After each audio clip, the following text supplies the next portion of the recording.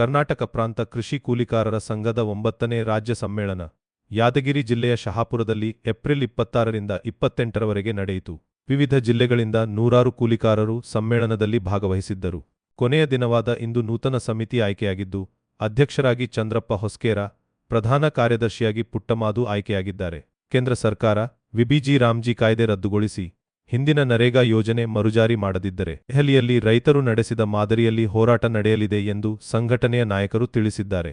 ಕರ್ನಾಟಕ ಕೃಷಿ ಮತ್ತು ಗ್ರಾಮೀಣ ಕಾರ್ಮಿಕರ ಸಂಘದ 9ನೇ ರಾಜ್ಯ ಸಮ್ಮೇಳನವನ್ನು ಯಾದಗಿರಿ ಜಿಲ್ಲೆ ಶಹಾಪುರದಲ್ಲಿ 26ನೇ ತಾರೀಕಿನಿಂದ 28ನೇ ತಾರೀಕುವರೆಗೆ ಸಂಘಟಿಸಲಾಗಿದೆ. ಭಾಳ ಪ್ರಮುಖವಾದಂಥ ಈ 9ನೇ ರಾಜ್ಯ ಸಮ್ಮೇಳನದಲ್ಲಿ ಕೃಷಿ ಕೂಲಿಕಾರರನ್ನು ಬಾಧಿಸ್ತಾ ಇರುವಂಥ ಉದ್ಯೋಗದ ಪ್ರಶ್ನೆಯನ್ನು ಇಟ್ಟುಕೊಂಡು ಈ 3 ದಿನಗಳ ಕಾಲ ಚರ್ಚೆ ಮಾಡ್ತಾ ಇದ್ದೀವಿ. ಇದರ ಭಾಳ ಮುಖ್ಯವಾದಂಥ ಸಮಸ್ಯೆ ಉದ್ಯೋಗ ಖಾತ್ರಿಯನ್ನು ಸಂಪೂರ್ಣವಾಗಿ ಕೇಂದ್ರ ಸರ್ಕಾರ ನಾಶ ಮಾಡಿ ಕೋಮುವಾದದ ಹೆಸರಿನ ರಾಮ್ಜಿ ಅಥವಾ ಗ್ರಾಮ್ಜಿ ಹೆಸರಿನಲ್ಲಿ ಇಡೀ ಕೂಲಿಕಾರರನ್ನು ಸಂಪೂರ್ಣವಾಗಿ ನಾಶ ಮಾಡಲಿಕ್ಕೆ ಹೊರಟಿರುವಂಥ ಒಂದು ಈ ದುರ್ನೀತಿಯನ್ನು ಹಿಮ್ಮೆಟ್ಟಿಸುವ ಬಗ್ಗೆ ನಮ್ಮ ಸಮ್ಮೇಳನದಲ್ಲಿ ಸಂಪೂರ್ಣವಾಗಿ ಚರ್ಚೆ ಮಾಡಲಿದ್ದೀವಿ. ಅದಲ್ಲದೆ ಭಾಳ ಪ್ರಮುಖವಾಗಿ ಗ್ರಾಮೀಣ ಕಾರ್ಮಿಕರು ಕೃಷಿನಲ್ಲಿ ಕೆಲಸ ಮಾಡಿ ಕೃಷಿಯಲ್ಲಿ ಕೆಲಸ ಹಿಂದೆ ಇತ್ತು, ಇವತ್ತು ಕೃಷಿಯಿಂದ ವಿಮುಖರಾಗಿ ಹಲವಾರು ದುಡಿಮೆಗಳಲ್ಲಿ ತೊಡಗಿಕೊಂಡಿರುವಂಥ ತೆಂಗಿನ ಮರ ಹತ್ತುವಂಥವರು, ನೀರ ಇಳಿಸುವಂಥವರು, ಕಬ್ಬು ಕಡಿಯುವಂಥವರು, ರೈಸ್ ಮಿಲ್ನಲ್ಲಿ ಕೆಲಸ ಮಾಡುವಂಥವರು, ಚೌಲ್ಟ್ರಿನಲ್ಲಿ ಕೆಲಸ ಮಾಡುವಂಥವರು, ಇಂಥ 20ಕ್ಕೂ ಹೆಚ್ಚು ವಿವಿಧ ದುಡಿಮೆಗಳಲ್ಲಿ ಕೆಲಸ ಮಾಡುವಂಥ ಕೃಷಿ ಕೂಲಿಕಾರರಾಗಿ ಇವತ್ತು ಗ್ರಾಮೀಣ ಕಾರ್ಮಿಕರಾಗಿರುವಂಥ ಈ ಸಂಘಟನೆಯನ್ನು ಸಂಘಟಿಸುವಂಥ ಬಗ್ಗೆ ಇವತ್ತು ಸಂಪೂರ್ಣವಾಗಿ ಸಮ್ಮೇಳನದೊಳಗಡೆ ಕೂಲಂಕುಷವಾಗಿ ಚರ್ಚೆ ಮಾಡಿ ಕರ್ನಾಟಕ ರಾಜ್ಯದಲ್ಲಿ 1.25 ಲಕ್ಷ ಇರುವಂಥ ಕೃಷಿ ಕೂಲಿಕಾರರಲ್ಲಿ 50,000ಕ್ಕೂ ಹೆಚ್ಚು 1.25 ಕೋಟಿಗೂ ಹೆಚ್ಚು ಕೃಷಿ ಕೂಲಿಕಾರರಲ್ಲಿ 50 ಲಕ್ಷಕ್ಕೂ ಹೆಚ್ಚು ಗ್ರಾಮೀಣ ಕಾರ್ಮಿಕರು ಇದ್ದಾರೆ. ಅವರನ್ನು ಸಂಘಟಿಸಲಿಕ್ಕೆ ನಮ್ಮ ಸಭೆಯಲ್ಲಿ ಇವತ್ತು ತೀರ್ಮಾನವನ್ನು ತಗೊಳ್ಳೋರಿದ್ದೀವಿ. ಮತ್ತು ಈ ಮತದ ವಿಷಯದಲ್ಲಿ ಮತದಾರರನ್ನು ಸಂಪೂರ್ಣವಾಗಿ ಮತದಾನದ ಪಟ್ಟಿಯಿಂದ ಹೊರಗೆ ಹಾಕುವಂಥ ಹುನ್ನಾರವನ್ನು ಕೇಂದ್ರ ಸರ್ಕಾರ ಮಾಡೋದ್ರ ಮೂಲಕ ಮತದಾನದ ಹಕ್ಕನ್ನು ಕಿತ್ಕೊಳ್ಳಿಕ್ಕೆ, ಅದರಲ್ಲಿ ವಿಶೇಷವಾಗಿ ಬಡವರು, ಕೂಲಿಕಾರರು, ಕೃಷಿ ಕಾರ್ಮಿಕರ ಹಕ್ಕುಗಳನ್ನು ಕಿತ್ಕೊಳ್ಳಿಕ್ಕೆ ಹೊರಟಿರುವಂಥದ್ರ ಬಗ್ಗೆನೂ ಚರ್ಚೆ ಮಾಡಿ ಈ ನೀತಿಯನ್ನು ನಾವು ಹಿಮ್ಮೆಟ್ಟಿಸಬೇಕು ಅನ್ನುವಂಥದ್ರ ಬಗ್ಗೆ ನಾವು ಇವತ್ತು ಈ ಸಮ್ಮೇಳನದೊಳಗೆ ಚರ್ಚೆ ಮಾಡ್ತಾ ಇದ್ದೇವೆ. ಅದರ ಜೊತೆಗೆ ಕಾನ್ಸ್ಟಿಟ್ಯುನ್ಸಿಗಳ ಹೆಸರಿನಲ್ಲಿ ಇಡೀ ದೇಶದ ಒಳಗಡೆ ತನ್ನ ರಾಜಕೀಯ ವಶೀಕರಣಕ್ಕಾಗಿ ರಾಜಕೀಯವನ್ನು ತನ್ನ ವಶಕ್ಕೆ ತಕ್ಕೊಳ್ಳಿಕ್ಕಾಗಿ ಮಾಡಿರುವಂಥ ಆ ನೀತಿಯನ್ನು ಸಹ ನಾವು ನಮ್ಮ ಸಂಘದಲ್ಲಿ ಒಪ್ಪಲಿಕ್ಕೆ ಸಾಧ್ಯ ಇಲ್ಲ. ಇದರಿಂದ ಹೆಚ್ಚು ಕಾನ್ಸ್ಟಿಟ್ಯುನ್ಸಿಗಳನ್ನು ಮಾಡೋದ್ರ ಮೂಲಕ ಆಳುವ ವರ್ಗಕ್ಕೆ ಅನುಕೂಲವೇ ಹೊರತು ಕೃಷಿ ಕೂಲಿಕಾರರಿಗೆ ಯಾವುದೇ ಅನುಕೂಲ ಆಗೋದಿಲ್ಲ ಅನ್ನುವಂಥದ್ದು. ಕೃಷಿ ಕೂಲಿಕಾರರಿಗೆ ಕೊಡಬೇಕಾದಂಥ ಇದು ಕೂಲಿಯ ಪ್ರಶ್ನೆ, ಮನೆ ನಿವೇಶನದ ಪ್ರಶ್ನೆ, ಬ್ಯಾಂಕ್ ಸಾಲದ ಪ್ರಶ್ನೆ, ಇಂಥ ಪ್ರಶ್ನೆಗಳನ್ನು ನಾವು ಈಡೇರಿಸುವಲ್ಲಿ ಕೆಲಸ ಮಾಡಬೇಕು. ಇದಕ್ಕಾಗಿ ನಮ್ಮ ಸಮ್ಮೇಳನ ಒತ್ತಾಯ ಮಾಡಿ ಆ ವಿಷಯಗಳು ಅಥವಾ ಬೇಡಿಕೆಗಳು ಈಡೇರುವವರೆಗೆ ನಾವು ಹೋರಾಟವನ್ನು ರೂಪಿಸಲಿಕ್ಕಾಗಿ ನಮ್ಮ ಸಮ್ಮೇಳನದಲ್ಲಿ ನಾವು ನಿರ್ಣಯವನ್ನು ಕೈಗೊಳ್ತೇವೆ. ಕರ್ನಾಟಕದಲ್ಲಿ ಕೃಷಿ ಮತ್ತು ಗ್ರಾಮೀಣ ಕೂಲಿ ಕಾರ್ಮಿಕರ 9ನೇ ಒಂದು ರಾಜ್ಯ ಸಮ್ಮೇಳನವನ್ನು ನಾವು ಯಾದಗಿರಿ ಜಿಲ್ಲೆಯ ಒಂದು ಶಹಾಪುರ ನಗರದಲ್ಲಿ ನಾವು ದಿನಾಂಕ 26ರಿಂದ 28ರವರೆಗೆ ನಡೆಸ್ತಾ ಇದ್ದೀವಿ. ಈ ಒಂದು ಭಾಗದಲ್ಲಿ ನಾವು ನಡೆಸ್ತಕ್ಕಂಥ ಉದ್ದೇಶ ಅಂದರೆ ಅತಿವೃಷ್ಟಿ ಇಡೀ ಕರ್ನಾಟಕದಲ್ಲಿ ಹೆಚ್ಚಾಗಿ ಅತಿವೃಷ್ಟಿ ಮಳೆಯಿಂದ ಮತ್ತು ನಿರಂತರವಾಗಿ ವಲಸೆ ಹೋಗ್ತಕ್ಕಂಥ ಪ್ರದೇಶ ಇರುವುದರಿಂದ ಈ ಒಂದು ಭಾಗದಲ್ಲಿ ನಮ್ಮ ಒಂದು ರಾಜ್ಯ ಸಮ್ಮೇಳನ ನಾವು ಮಾಡ್ತಾ ಇದ್ದೀವಿ.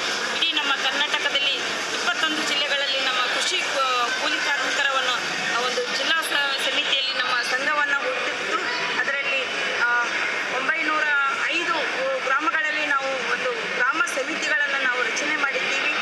ಮಾಡ್ತಕ್ಕಂಥ ಒಂದು ನಮ್ಮ ಉದ್ದೇಶ ಅಂದ್ರೆ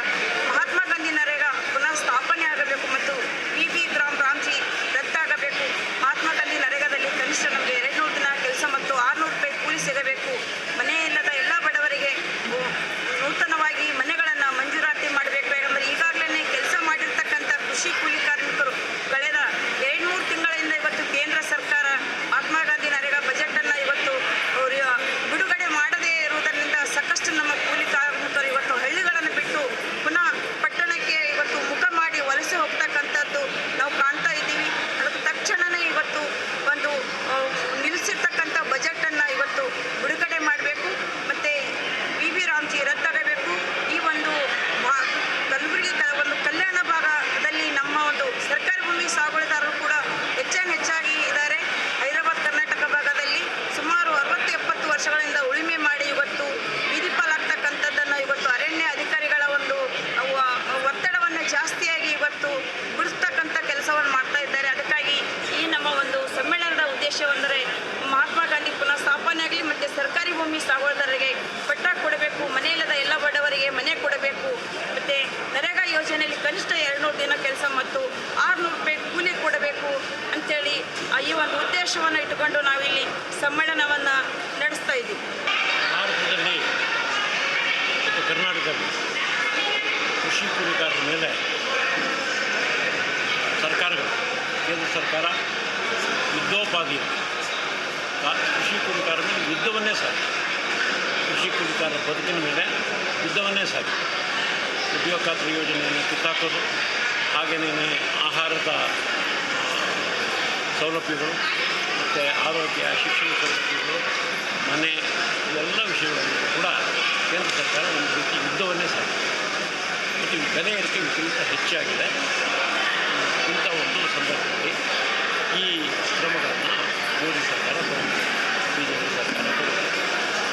ಅದಕ್ಕೆ ಕರ್ನಾಟಕದ ಕಾಂಗ್ರೆಸ್ ಸರ್ಕಾರ ಹಿಮ್ಮೇಳ ಆಗ್ತಾರೆ. ಅವರು ಮುಮ್ಮೇಳ ಆದರೆ ಇವರು ಹಿಮ್ಮು, ಇಬ್ಬರೂ ಸೇರಿನೇ ಈ ರೀತಿಯಾದಂಥ ಎರಡೂ ಬಲವಾದಂಥ ಶಕ್ತಿಗಳು, ಎರಡು ಸರ್ಕಾರಗಳು ಕೂಲಿಕಾರರ ಸಾಗುವಂಥ ಸಂದರ್ಭದಲ್ಲಿ ನಮ್ಮ ಕರ್ನಾಟಕ ರಾಜ್ಯ ಕೃಷಿ ಕರ್ನಾಟಕ ರಾಜ್ಯ ಕೃಷಿ ಕೂಲಿಕಾರರ ಮತ್ತು ಗ್ರಾಮೀಣ ಕಾರ್ಮಿಕರ ಸಂಘದ ಸಮ್ಮೇಳನ ನಡೀತಾ ಇದೆ. ಈ ಸಮ್ಮೇಳನ ಈ ಮೋದಿ ಸರ್ಕಾರ, BJP ಸರ್ಕಾರದ ಒಂದು ಈ ಯುದ್ಧದ ಉಪಾಧಿಯಲ್ಲಿ ಮಾಡ್ತಾ ಇರುವಂಥ ದಾಳಿ ಅಂದರೆ ಅದನ್ನು ಎದುರಿಸೋದಕ್ಕೆ, ಆ ದಾಳಿಯನ್ನು ಎದುರಿಸೋದಕ್ಕೆ ಸಜ್ಜಾಗುವ ಒಂದು ಭಾರಿ ಮುಖ್ಯವಾದಂಥ ದೃಢವಾದಂಥ ಅಭಿಪ್ರಾಯಗಳು ಈ ಸಮ್ಮೇಳನದಲ್ಲಿ ಹೊರಹೊಮ್ಮಿದೆ. ಈ ಸಮ್ಮೇಳನ ಜೊತೆಯಲ್ಲಿ ಕರ್ನಾಟಕ ರಾಜ್ಯದಲ್ಲಿ ಅಖಿಲ ಭಾರತ ಸಮ್ಮೇಳನವನ್ನೇ ನಡೆಸಬೇಕು ಅನ್ನುವಂಥ ಒಂದು ತೀರ್ಮಾನವನ್ನು ಕೂಡ ತಗೊಂಡು ಕರ್ನಾಟಕದಲ್ಲಿ ಅಖಿಲ ಭಾರತ ಕೃಷಿ ಕೂಲಿಕಾರ ಸಮ್ಮೇಳನವನ್ನು ನಡೆಸೋದ್ರ ಮೂಲಕ ಇಡೀ ಭಾರತಕ್ಕೆನೇ ಈ ಒಂದು ಯುದ್ಧದ ಕರೆ ಏನಿದೆ ಆ ರಣಕಹಳೆಯನ್ನು ಮೊಳಗಿಸಬೇಕು ಅನ್ನುವಂಥ ಒಂದು ತೀರ್ಮಾನವನ್ನು ಈ ಸಮ್ಮೇಳನ ತಗೊಂಡಿದೆ. ಅದು ಭಾರಿ ದೊಡ್ಡ ವಿಷಯ, ಭಾರಿ ಪ್ರಮುಖವಾದಂಥ ವಿಷಯ. ಮೊದಲ ಬಾರಿಗೆ ಕರ್ನಾಟಕದಲ್ಲಿ ಅಖಿಲ ಭಾರತ ಕೃಷಿ ಕೂಲಿಕಾರ ಸಮ್ಮೇಳನ ಜರುಗಬಹುದು. ಆ ಒಂದು ತೀರ್ಮಾನವನ್ನು ತಗೊಂಡಂಥ ಈ ಸಮ್ಮೇಳನ ಕರ್ನಾಟಕದ ಕೃಷಿ ಕೂಲಿಕಾರ ಚಳವಳಿಯ ಚರಿತ್ರೆಯಲ್ಲಿ ಅದು ನೆನಪಿನಲ್ಲಿ ಯಾವಾಗ ಕೂಡ